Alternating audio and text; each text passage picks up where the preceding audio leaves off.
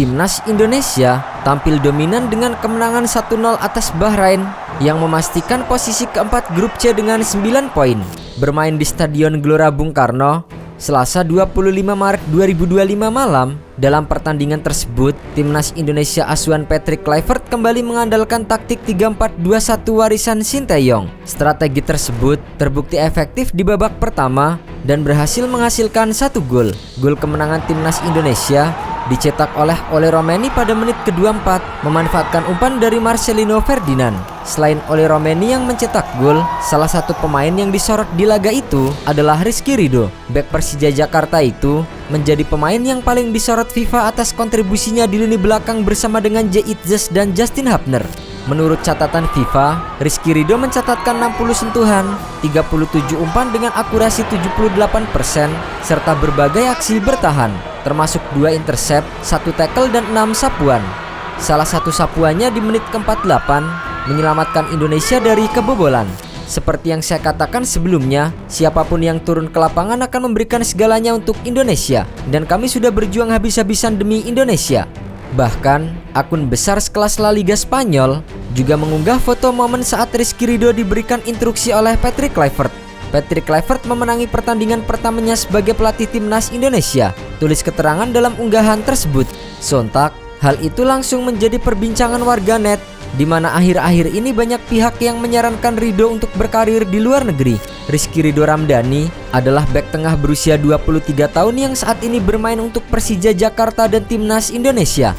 Ia memiliki tinggi 1,83 meter dan dikenal dengan penampilannya yang solid dan memiliki ketenangan. Kontraknya dengan Persija Jakarta berlaku hingga 30 Juni 2026. Dengan begitu, ia bisa bebas pergi ke klub lain jika tidak ada kesepakatan baru akhir musim ini. Rizky Ridho tampil gemilang sepanjang musim 2024-2025 bersama dengan Persija Jakarta yang membuatnya mulai dilirik oleh klub luar negeri. Sebagai kapten tim, ia mencatatkan 1044 umpan sukses dalam 20 pertandingan, menjadikannya pemain lokal pertama yang mencapai lebih dari 1000 umpan sukses dalam satu musim dengan rata-rata 52,2 umpan sukses per laga. Selain itu, ia juga menunjukkan ketangguhan di lini pertahanan dengan 33 tackle, 65 intersepsi dan 55 sapuan, serta ketenangan dalam situasi 1 lawan 1 yang membuatnya semakin diandalkan. Konsistensi permainannya turut membantu Persija Jakarta bertengger di peringkat kedua klasemen Liga 1 dengan 38 poin dari 20 pertandingan.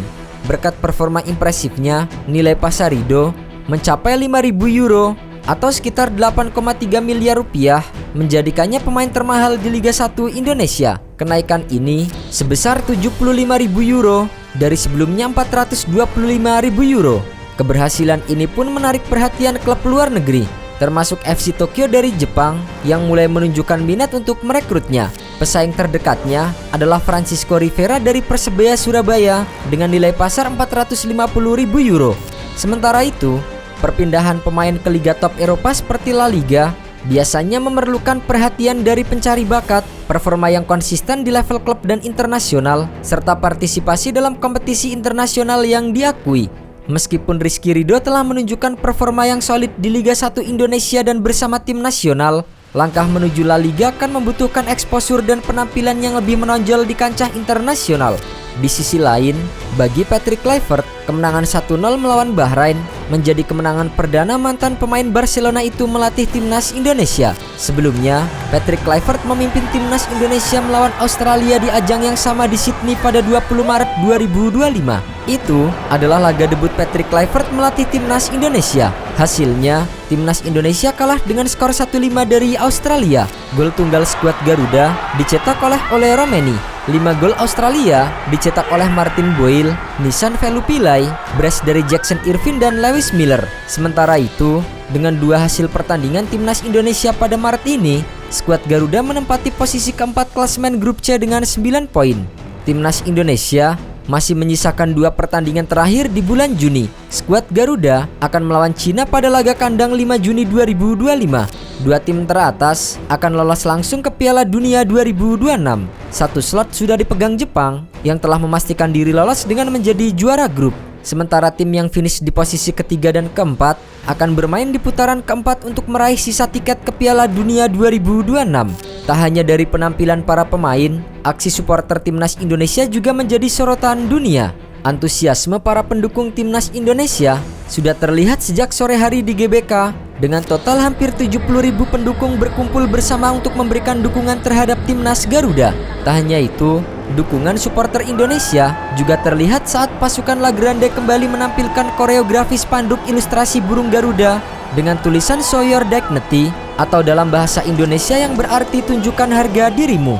Ilustrasi burung Garuda berwarna emas yang diimplementasikan dalam spanduk besar ini dibentangkan saat lagu Indonesia Raya berkumandang. Momen penuh emosi ini menjadi salah satu tradisi yang menambah semangat para supporter timnas Indonesia yang berasal dari berbagai daerah di Indonesia. Bahkan, koreo tersebut sampai diposting ulang oleh akun besar seperti FIFA dan juga 433 yang sontak menjadi perhatian dunia. Garuda sebagai lambang negara seolah memberikan tanda dan semangat juang bagi para pemain timnas untuk menunjukkan hasil yang terbaik.